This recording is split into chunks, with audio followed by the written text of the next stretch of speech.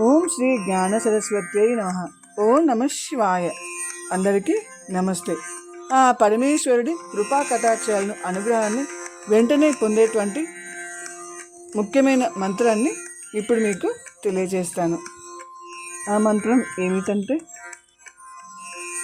కర్పూర గౌరం కరుణావతారం సంసారసారం భుజగేంద్రహారం.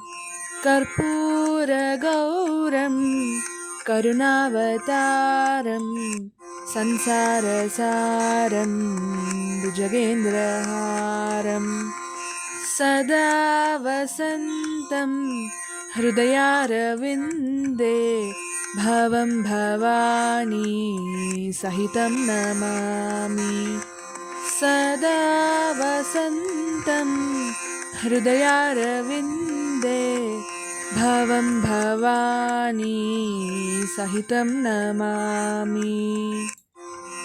హర హర శంభు శంభు శివ మహదేవ శంభు శంభు శివ మహదేవ శంభు శంభు శివ మహదేవ.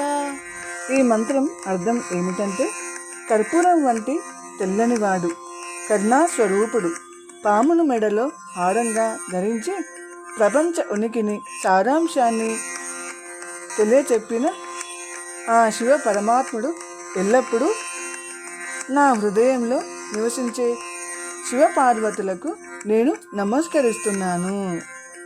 అంటే ఆ పరమేశ్వరుడు కూడా అలంకార ప్రియుడే. ధ్యానంలో ఓసారి దిగంబరంగా, మరోసారి లింగ రూపంలో, ఇంకోసారి కనిపించే పరమేశ్వరుడు గౌరీపతిగా, సర్వాలంకార భూషితుడిగా పూజలు అందుకుంటూ ఉంటాడు.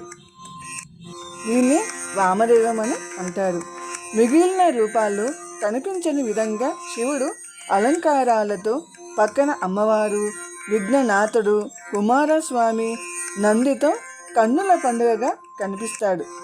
సుఖ సంతోషాలు, భోగభాగ్యాలు, సత్సంతానంతో తూలతూగాలని మానవాళిని ఆశీర్వదించే రూపమిది.